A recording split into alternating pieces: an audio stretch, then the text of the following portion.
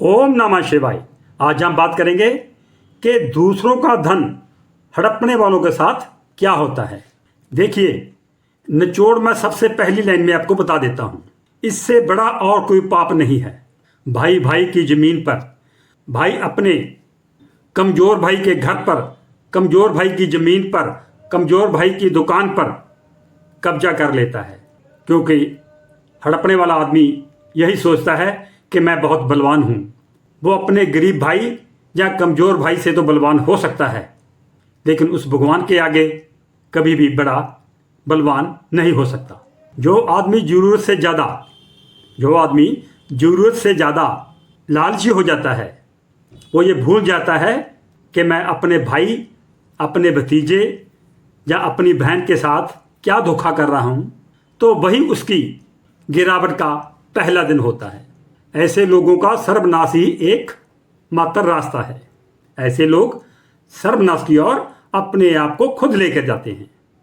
आज नहीं कल भगवान के घर देर है, अंधेर नहीं है, ये याद रखना।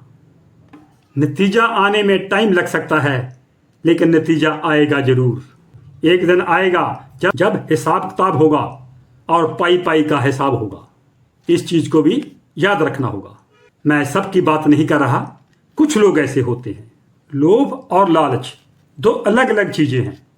लोभ का मतलब है कि मेरे पास जितना धन है मैं किसी को नहीं दूं, वो मेरे पास रहे, ये है लोभ। और लालच क्या है कि दूसरों का धन भी मेरे पास आ जाए, ये लालच है। दुर्योधन लोभी भी था और लालची भी था।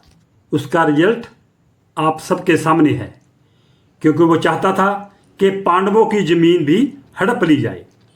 तो उसका अंतिम परिणाम क्या हुआ आप सब जानते हैं। जो भाई दूसरे भाई की जायदाद हड़पता है, उसके साथ दुर्योधन जैसा ही सलूक होगा। आज नहीं कल, लेकिन होगा जरूर।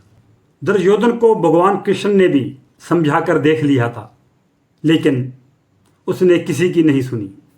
2 भाई हैं, 3 हैं, 4 हैं, 5 हैं। जब एक भाई की मृत्यु हो जाती है तो उसकी जमीन जायदाद पर बुरे लोगों की नजर पड़ती है, क्योंकि उसकी बीवी व बच्चे कमजोर पड़ जाते हैं। इसलिए जो दूसरे लोग पहले कमजोर होते हैं, वो भी बहुत बलवान हो जाते हैं। ऐसे लोगों के लिए यह वीडियो है कि भगवान को याद रखिए। जो लोग ऐसा करते हैं तो भगवान की लाठी सर्वनाश पर जाके रुकती है। मक्खी लालच में आकर गुड़ पर चिपक जाती है, लेकिन लालच के कारण वो मक्खी उससे निकल नहीं पाती और अंत उसकी मृत्यु हो जाती है। ऐसा ही लालची व्यक्ति के साथ हमेशा होता है, और इसलिए कहते हैं लालच बुरी बला। जो हमारा है उसमें संतुष्ट रहिए, उसमें आनंद लीजिए, तो आपको कभी भी मुश्किलों का सामना नहीं करना पड़ेगा। भाई का, भतीजे का, उसका उसके पास रहने दो, आप अपने पे सब्र करो। हमने क्या लेना है किसी का हड़प कर। दुर्योधन की तरह मत करना कि मैं उसका भी हड़प लूं, उसका भी हड़प लूं। ये तो शास्त्रों में भी लिखा है कि दूसरों का धन हड़पने वाला नरकगामी होता है। ये तो रही मरने के बाद की सजा, लेकिन ऐसे लोगों के साथ इस जन्म में भी इसका हिसाब किताब हो जाता है, वो किसी को समझ आए या ना आए। लेकिन ये हिसाब किताब इस जमीन पर, इस धरती पर भी, इस जन्म में भी हो जाता है, क्योंकि ऐसे व्यक्ति विचित्र दुखों का सामना करते हुए देखे गए हैं। जो ऐसे आदमी इस जन्म में नहीं भुगतते, वो आगे की यात्रा में भुगतने के लिए तैयार रहें। आपने बहुत बार सुना होगा या कहा होगा कि पहले लोगों को इतने दुख और दरिद्र नहीं थे। यह सत्य है, क्योंकि पहले इतनी बेईमानी भी नहीं थी। तो जैसे जैसे बेईमानी बढ़ती गई, वैसे वैसे दुखों में भी इजाफा होने लगा। इस बात को जितना समझने में देरी करेंगे, उतना ज़्यादा दुखी होंगे।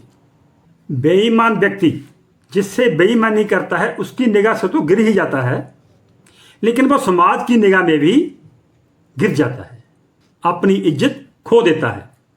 अपनों के साथ बेईमानी करके कमाया गया धन कभी भी आपको सुख शांति प्रदान नहीं कर सकता।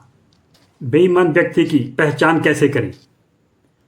बेईमान व्यक्ति बात बात पर झूठ बोलेगा, वो अपनों के साथ विश्वासघात करेगा, वो स्वार्थी व लालची होगा, जरूरत से ज़्यादा चालाक होगा।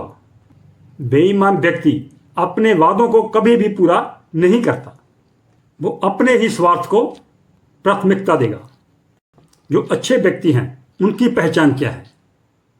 वो कभी भी जरूरत से ज़्यादा नहीं बोलते, हर चीज़ को पॉजिटिव लेते हैं, अपनी काबिलियत का बखान नहीं करते, अपनी काबिलियत को छुपा कर रखते हैं और जब जरूरत पड़े तभी उसका प्रदर्शन करते हैं।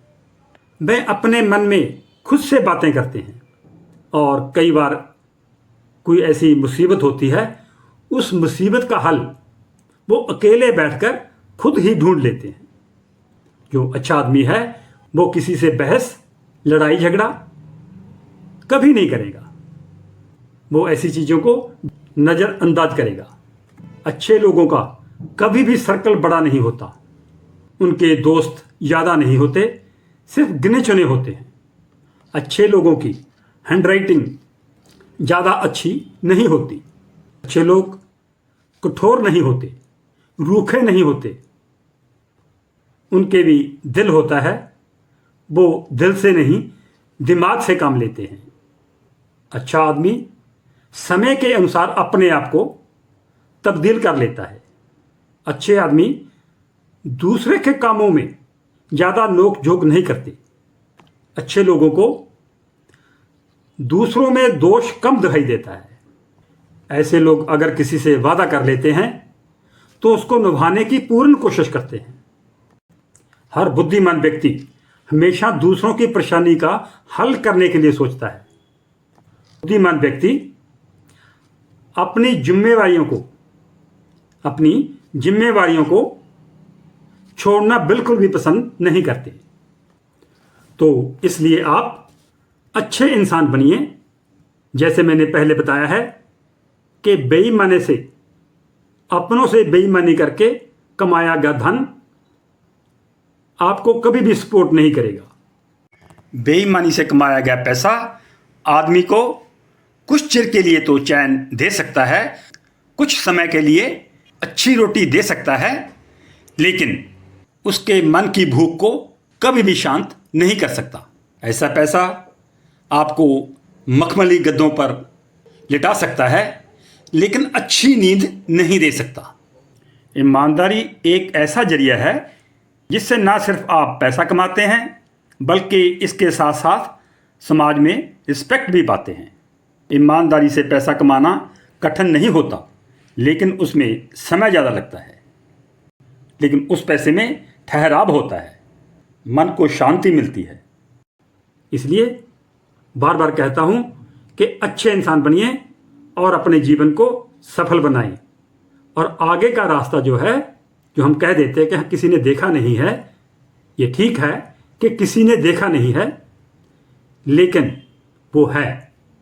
ये तो शास्त्रों में भी कहा गया है कि स्वर्ग में जाने के लिए एक व्यक्ति को धर्म के अनुसार नियमों का पालन करना होगा और सत्कर्म करने होंगे। अच्छे कर्म करने से मनुष्य अपने आने वाले जन्मों में भी सुखी जीवन व्यतीत करता है और अगले जन्म में भी स्वर्ग जैसे स्थानों में जन्म लेता है। भगवान श्री कृष्ण ने गीता में भी कहा है कि इंसान जो कर्म करता है उसको वैसा ही फल मिलता है। अच्छे कर्मों का फल अच्छा मिलता है और बुरे कर्मों का फल बुरा मिलता है। इसलिए मैं एक बार फिर कहता हूँ कि किसी की प्रॉपर्टी पे अपना हक मत जताइए। जो आपके भाग्य में होगा वो आपके पास चल कर आएगा। तो इसलिए आज की इस जानकारी के साथ ओम नमः शिवाय।